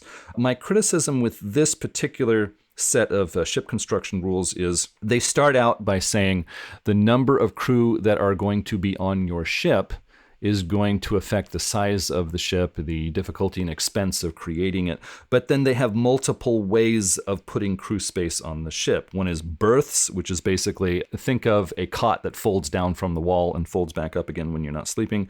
There's quarters, which is basically a room with bunk beds 2 or 3 high. And then you've got staterooms, which is one room maybe with its own small bathroom for just one person. And so by putting berths as opposed to staterooms into a void craft, that has differing effects on the expense and difficulty and size. And I don't think that was thought through pretty well. I can see a group of players taking advantage of that loophole by saying, hey, let's fill it up with berths only, or let's fill it up with staterooms only because it gives us the numbers like this. So I would like to revisit that and tighten up that. Also, they give the sphere requirements for designing each step of the ship. And I think that is interesting, but to actually build a ship and go through every stage of the process, you need to have so many levels and so many spheres that it puts it out of reach for a lot of players. So that's something that storytellers will need to think about. As we've said in the past, a lot of Mage Chronicles start out with good intentions but don't run for very long. And so a lot of players have a hard time working their character up to the point where they can use a lot of high-level magic. And if your players want to build a ship, as a storyteller, you're going to have to consider that. If I'm going to make use of this set of construction rules, I would read it over 2 or 3 times carefully, which is not hard. It's only a few pages. And then I would type up my own summary in a word processor and print that out for my use in building ships. I think every player or storyteller is going to need to do that on their own to make the system more practical in actual use at the gaming table. Later on, they give some example ships, and they give both the background points needed, and if you're buying it basically, and the successes needed if you're going through the detailed construction process. And looking at the 3 different example ships, the ratio of background points to successes is not the same. And as a storyteller, that makes it hard for me to gauge how to convert from one to the other. And basically, at final summary is ship construction is so expensive that a storyteller is going to need to think about how they're going to work that in. Basically, my thought is, if the characters want to build a ship, that can be a lot of fun, but it becomes so expensive that technocracy leadership, and perhaps even the syndicate specifically, is going to consider that a lot of resources pushed towards the players, and so they're going to be watching them very carefully. And do you want that to be part of your game or not? As a storyteller, you're going to think those things through. I like the ship combat rules, even with some of the flaws I've pointed out. I think it's a good idea. They took a risk in putting it in there, and I think the risk paid off. We have template characters in there. My criticism is the first one is the ace pilot, which the hotshot ace pilot who takes crazy risks and makes people worry is a staple of science fiction movies and novels. But this particular template, it looks like a sleeper, not a mage. In fact, it actually says in this book that void engineers are taught a lot of science as well as combat and piloting skills. And in this template, it says this sample character hated having to study and didn't want to do it and just wanted to fly jets really fast and really crazy. And that's all. And so looking at this template, it's like, yeah, this looks like an acolyte, not a mage or a full-fledged technocrat. So that was my criticism with that.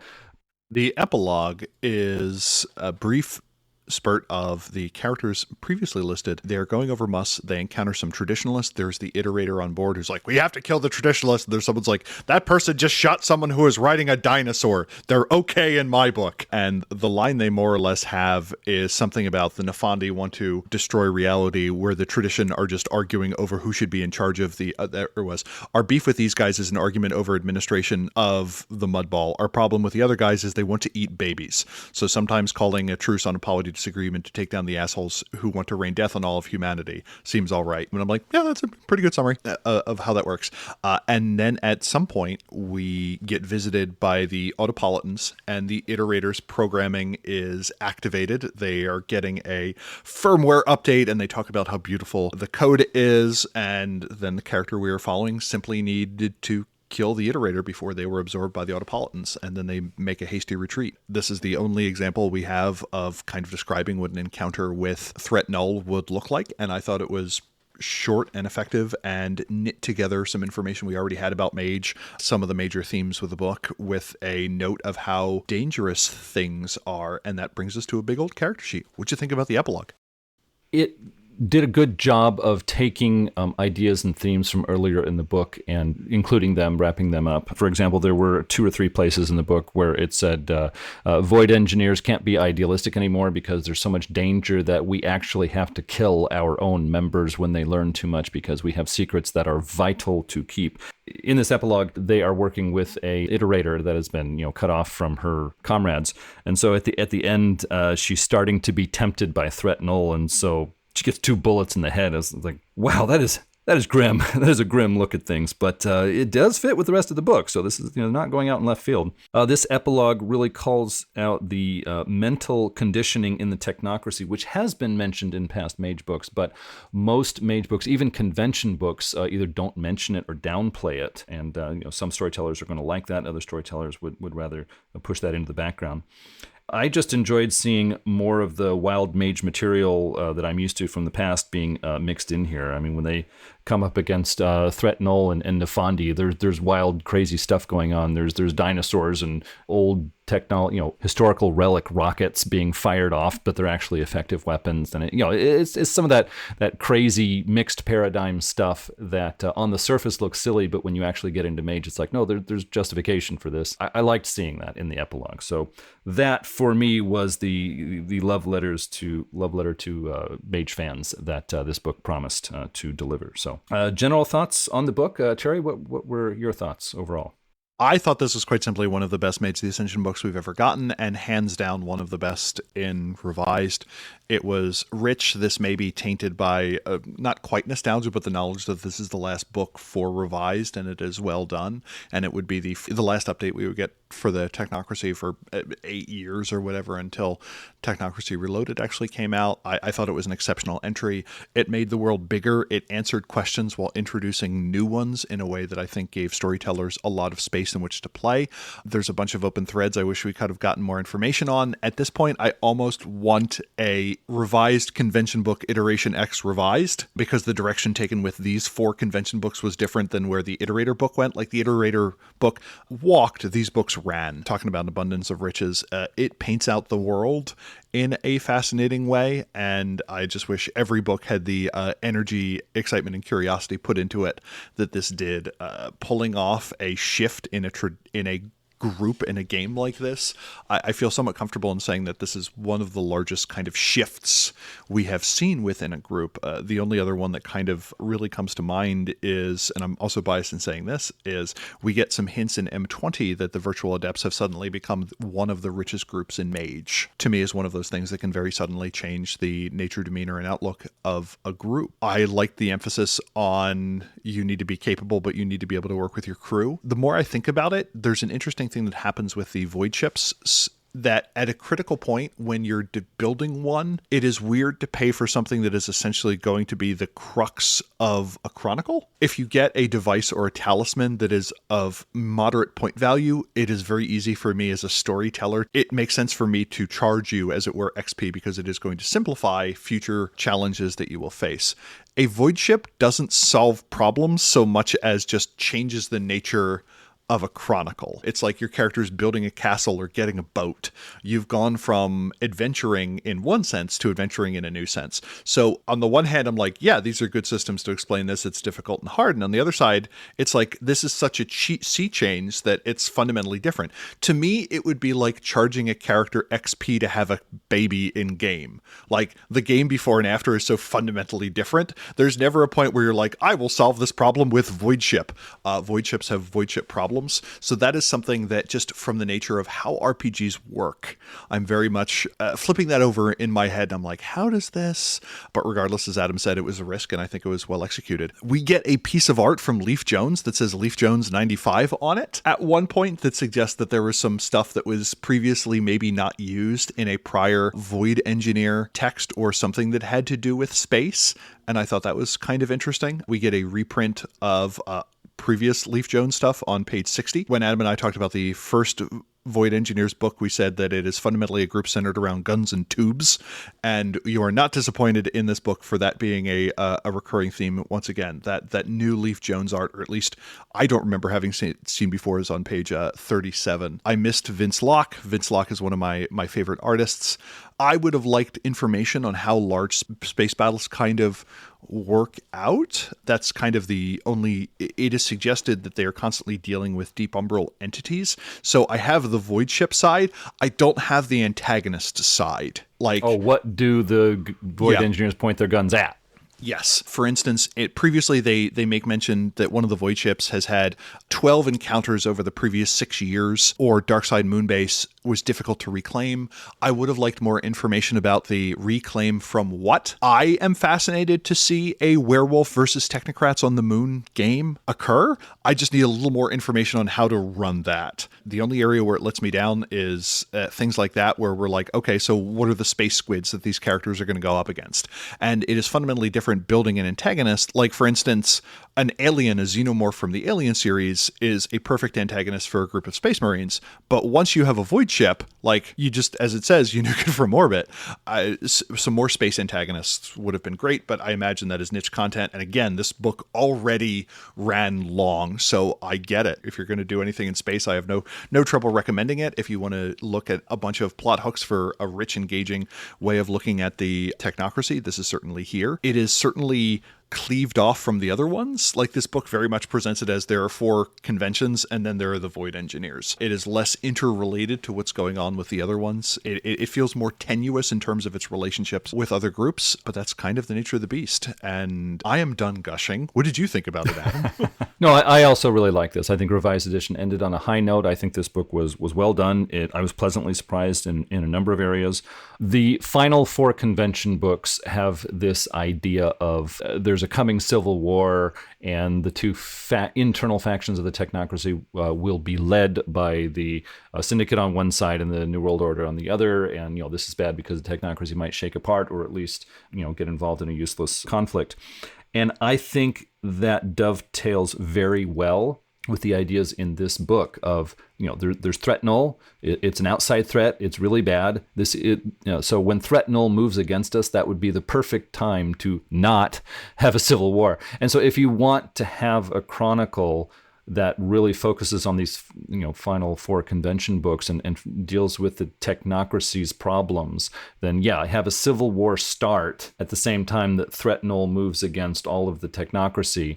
And then you can have that tension of, we've got an internal conflict and an external conflict at the same time, and how are the players going to fit into that? Can you solve one before you solve the other, etc. So I think that was more well thought out than I expected to find. So very clever there on that level. I just like the idea of, even if you're not dealing with the technocracy civil war, I'd like the idea of the outside space threat. I was surprised to see that in Revised Edition. It focuses so much on Earth and humans dealing with other humans and struggling for power, and then to see, hey, no, we're really going to look at space threat. There's more than one kind, and we're going to give you some details on them. I was surprised to see it, but I thought it was really cool and very appropriate for the Void Engineers. Terry had talked about how in these later books, every convention has a secret they're keeping from the other conventions. And I think that's a fine idea, and it plays well into the notion of the technocracy civil war. In this book, the Void Engineers have 3 secrets they keep from the other conventions. 1 is they're resisting the New World Order mental conditioning. 2 is the existence of threat Null, and it makes sense that they're keeping it secret because it is a threat that if the other conventions knew about, they'd say, let us look into this, and then they would be totally subverted by the mental conditioning and the temptations of newer heightened technology that threat Null can offer. And so, yeah, totally makes sense. And number 3 was the Void Engineers have promised to eliminate the dimensional anomaly, but they are continuing it. And yeah, that is a secret you've got to keep from the leadership on Earth of the technocracy. So that was pretty cool. One thing that I would, as a storyteller, deal with in a Threat Null chronicle is I need to answer the question, what is making the disembodied former technocrat leadership evil?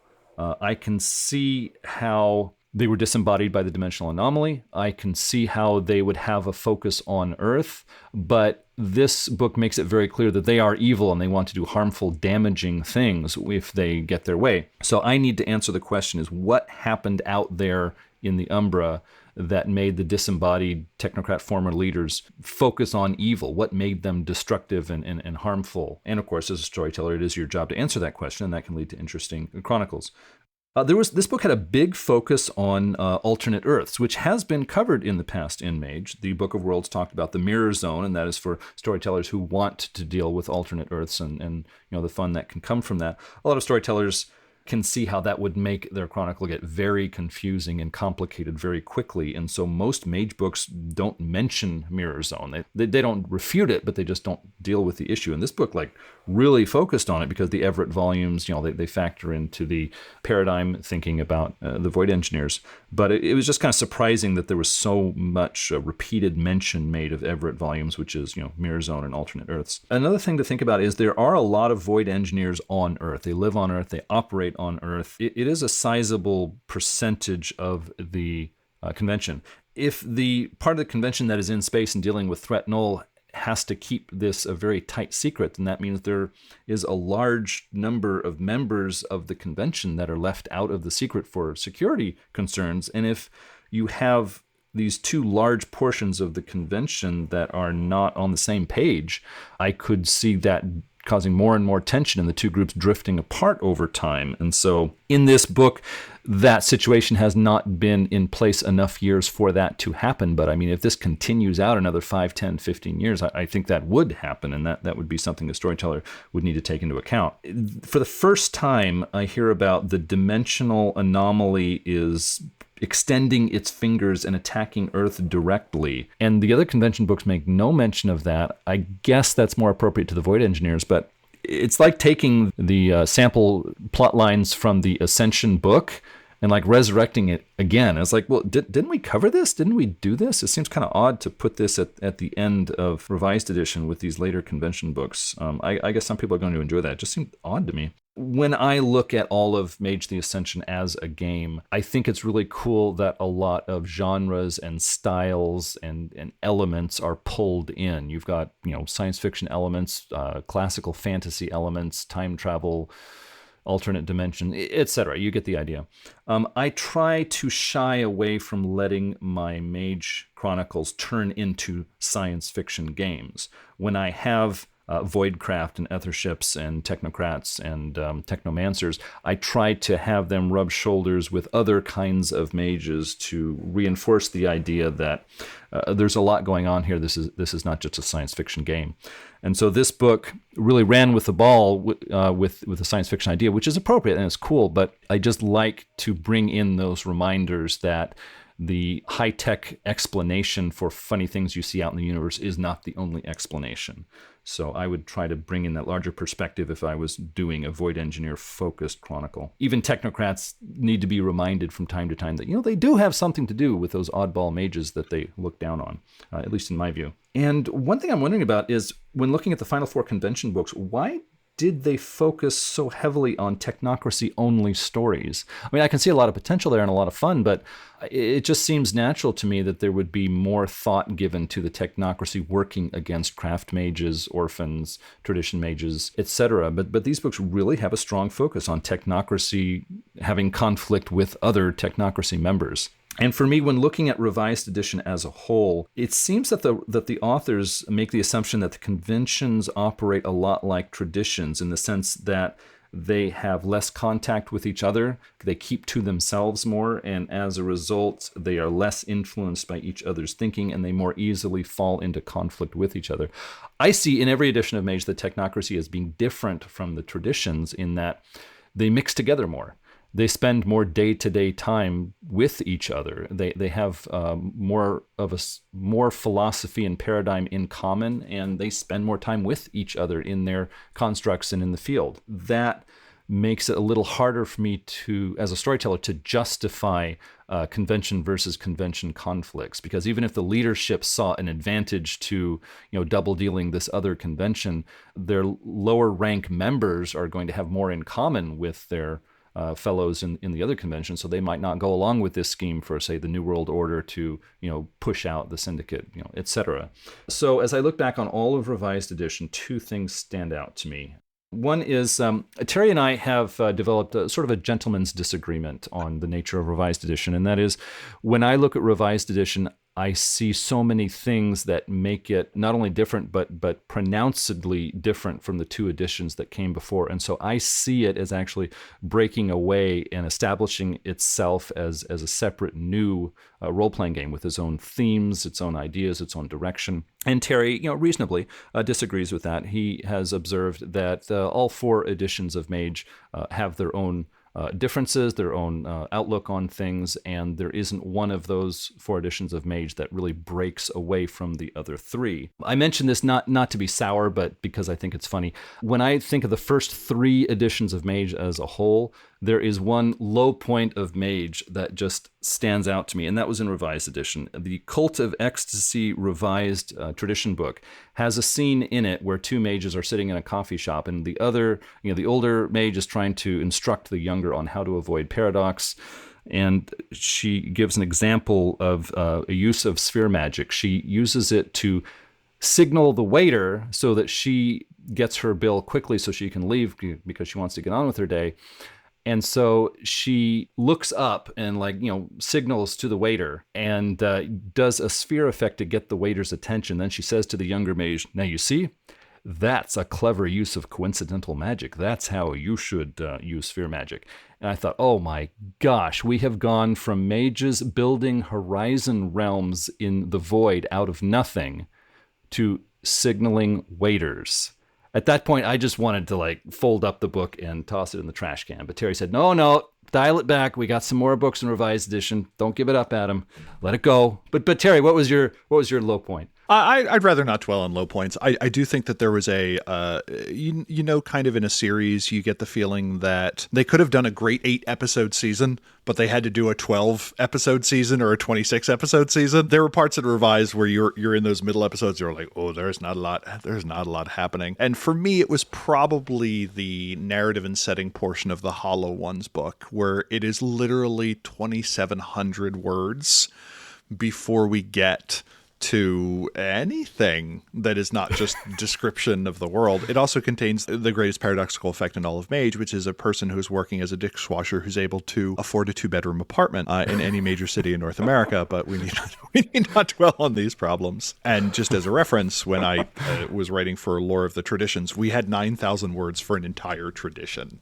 So in comparison to me, to spend 2,700 plus the prelude on just kind of establishing mood, I'm like, can we get to it already? When are we going to get to the fireworks factory? But to your previous point regarding differences in editions, to me, Mage is so inconsistent over its whole that it is really hard to say this is the core of Mage and this is not.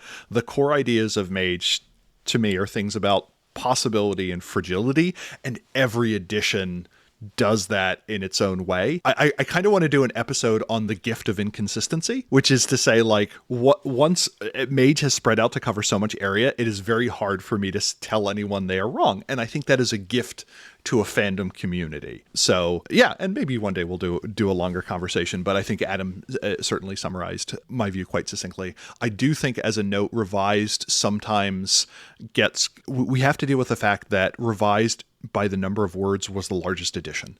It is by definition going to explain the most, and some people don't like that. And just as a line goes on, it is hard to avoid filling in parts of the map, especially if people don't want them to be filled in. So just to be cognizant of that. The same thing happened with Exalted 2E as another edition where it just like it kept going. There were so many books. But I look forward to discussing M20 to see how the quote unquote love letter to the fans arrives after 4 books that each started with a statement that this is a love letter to the fans.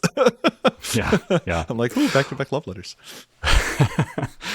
Well, here at the end of the episode, I had 3 story ideas focused on the Void Engineers and material from this book, so I was going to deliver that. Number 1, Delta Team 5 of the Border Corps Division has been recovered. The morale boost to the Void Engineers is so great, leadership doesn't publicly voice their concerns.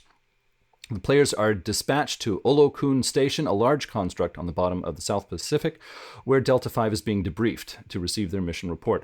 When the players see the reserved battle-hardened commandos are jovial and boisterous, something isn't right. The Marines keep delaying their report and won't release the black box recorder from their dropship. The players discover the Marines are under the control of an entity from the deep universe. They've rigged the station's power plant to detonate if they aren't allowed to escape. Construct Security is ordered to kill the Marines, but the players learn the Marines have vital data on outside threats that cannot be lost. Maintenance and Custodial Division runs much of the base and will cooperate with the players. Can the players recover the data before a violent showdown? Can the players find a way to thread the needle between a demented elite commandos and a well-armed security force? Keeping their convention secret in the midst of a guerrilla conflict at the bottom of the sea will require more than they bargained for. Number 2, during a patrol of Earth's orbit, the players receive a transmission from a shuttle making a forced re-entry over the Atlantic. The transmission contains a schedule for updating access codes at constructs around the world, locking out non-Iteration X members. There are also passwords to unlock the areas of the digital web where Iteration X has been hiding their activities. The players learn the Clockwork Convention has been testing new technology on the digital web to see if it works. Technology given to them by Autochthonia itself. There are plans to defect from the technocracy. The trail leads to the Nanotech Research Facility at L4 orbiting the Sun. This Iteration X space station has been talking to Autochthonia, which threat Null has compromised. Autochthonia is offering the perfection of heightened technology and the perfection of the cult of the machine. The iterators can't resist. The players are nearest to L4, so they are sent to infiltrate. When they discover a small fleet under construction near L4, they know the clock is ticking. The players will have to use their skills and savvy to gather data and disable the iterator systems before the Void Engineers can send a real attack force. Number 3, an Earth Frontier Division research group in the rainforest of the Congo has gone silent after disturbing transmissions. The players are sent with a neutralization specialist core team of jungle combat specialists and Descartes Institute counselors to find the researchers. At the trashed research camp, the players learn deviant mages drove the EFD team to insanity, then drove them into the jungle. As they search for the missing researchers, they discover the deviant mages haven't left. The deviants are taking desperate risks to defend a secret hidden in the jungle. The counselors will have to guard the combat team from mental attacks, while the combat team defends the counselors from physical attacks. In the midst of this assault, the players must find the disturbed researchers and get them home. Can they resist the temptation to uncover the deviants' secret? A mix of skills will be needed to get everyone home safely. Well, those are my 3 ideas. And Terry, was there a quote that stood out after reading this book? I do. I'm going to cheat, and since this is the last one, I'm going to have 2. One was during the introduction where it said, "Aw, that was so thoughtful of Iteration X." I smirk as we run towards the fighting. How many hints did they drop about providing Marines for a mission to Autochthonia? Only half a dozen. Command's amusement is even drier than mine. They're learning tact, which is his own breed of unsettling. Zhao, you've only got an hour left in the launch window. Copy that. We won't take too long to lend a hand. And I like the range of moods that both of these pieces did. The other one was in the character templates. One of them says, "One deviant told me that I could take his life, but I could never kill his dreams." This is incorrect. The standard protocol for killing an RD's dreams requires 2 sniper spotter teams with premium hypervelocity weapon loads and an officer cooperating a hyperdimensional field generator. Let's practice now. And I'm like, That's my technocracy. It just reminds me of the Office meme where it's the literalist character where it's like, all is fair in love and war. False. The Geneva Convention bans many activities that are considered to be unreasonable during warfare. And I like that. I'd say just for the sake of completeness. So what are we reading next, Adam? We are going to look at the Mage 20 Quickstart, which I'm not sure if it came out before the Mage 20 core book, but it is many people's introduction to Mage 20. That makes sense. You want to take us out? Certainly. If you have something to say, please contact us at magethepodcast@gmail.com with your questions, comments, or feedback. You can subscribe to Mage the Podcast on iTunes, Google Play, TuneIn, and other aggregators. If you like the show, others might like it too. And if you leave a good review for us, then others will be more equipped to find us in their web searches, and we would certainly appreciate it. You can follow us on Twitter at Mage the Podcast. We're also on the web at magethepodcast.com. You can listen to past episodes, see the order in which they came out, and see the complete show notes that we prepare for you. This episode is thanks to executive producers such as Buck Farmer, Christopher Phillips, Jay White Widner, Alex, Honors S, Anon, Berto, Bo, Boogers. That is a lot of boogers. It's six. Six of them. Brad of the Blue, Bryce Perry, Dan Svensson, Dennis Osborne, Elliot Osborne, Garga Lenoir, George Lara, Guy Conan Stewart, Ia Bull, Isabel Castillo, Jason Kennedy, Jason Vines, Jason W. Briggs, Jeff Bryn, Jenna F., John Magnuson, Josh H., Joshua Heath, Carl Halpern, Leslie Weatherstone, Matthew Prohl, Michael Krettel, Michael Parker, Nibero, Neil Patterson, Nikita Klaimanov, Oliver Schindler, Patrick Mulder, Ralph Scheinhammer, Ricardo, Richard Bat Brewster, Rob H., Ryan Hilton, Ryan Kendi, Samuel Tobin, Stephen Carton, Thrice Great, William Connolly, William Martin, and W. Starter. If you would like to become an executive producer for Mage the Podcast, it would help us keep producing episodes like this one. You would also become part of our own council to discuss upcoming projects. The link in the show notes will get you started. Well, thanks everyone for listening. Until next time, truth until paradox, baby. Remember, if you're going now past the Umbra, to always be sure that your deprogramming has taken full effect. Otherwise, you may find one of the members of your group to be compromised by some entity that was cut off during the dimensional anomaly that is now trying to co-opt the entirety of the Technocratic Union. Bye.